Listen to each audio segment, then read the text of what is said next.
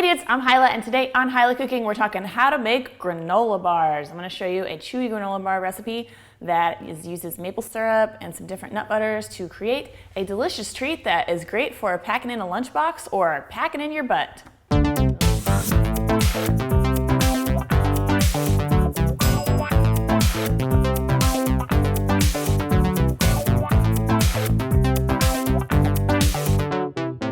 Real quick, if you haven't already, go ahead and click that little red subscribe button right down there, and you can continue watching this video and subscribe to my channel at the same time. Okay, first we're gonna talk about a little bit about ingredients. I've got some rolled oats here. These are regular, like old-fashioned rolled oats, not quick oats or anything like that. And then I've got some finely shredded coconut. You can see it's like really tiny little shreds, and it's unsweetened. And we're gonna go back here to the stove.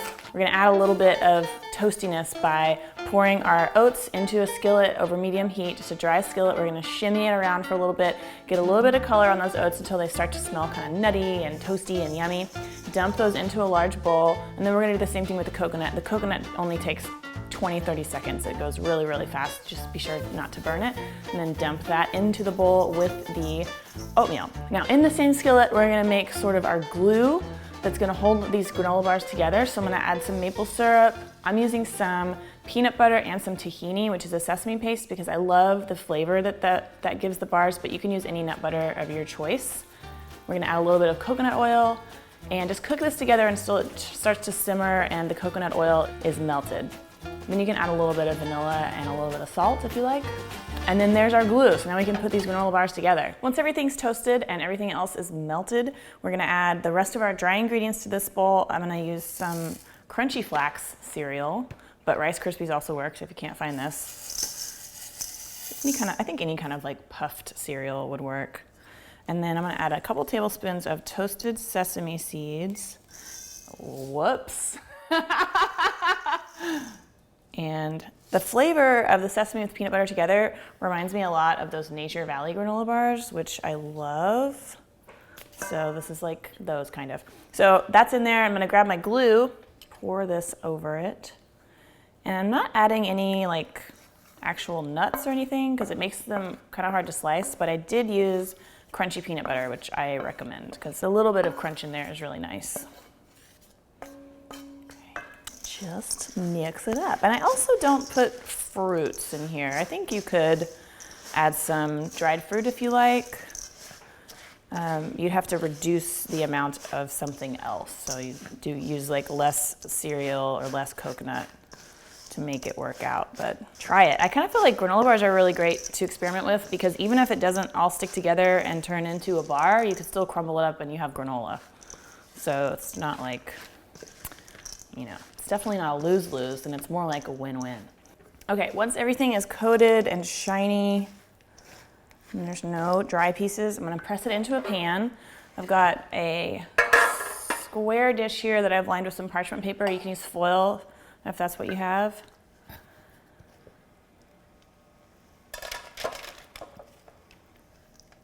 Okay, and now the trick to getting them really to stick together is you wanna use some kind of like rubber spatula. You can use your hands if you wanna lube up your hands a little bit. And you just press it in really, really firmly and try to get it as even and flat as you can. Okay, once it's all mashed in, we're gonna put it in a 325-degree oven for about 20 minutes until it's a little bit brown around the edges and the center feels kind of firm when you press on it. Then we'll pull it out, let it cool for about 5 minutes, then use your parchment paper or your foil little handles to sort of pull it out and let it cool for another 10 minutes or so before you try to cut it. All right, about 15 minutes later, these are still slightly warm, but we can go ahead and cut them into bars. I usually do 8 bars, like 1 down the middle, and then 4 across. But if your kid is a really young kid, you might want to do 12 bars, and they'd be little squares like this. There we go. So you can wrap them up, store them in the fridge. They're super delicious.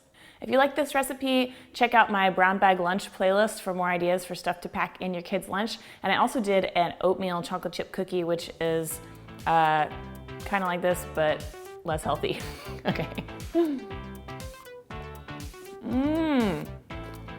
You get nice and toasty on the bottom, then the rest is really chewy and oh, these are so good. Thank you so much for watching. Don't forget to click that little button to subscribe if you haven't already, and I will see you next week with another cooking video. Bye.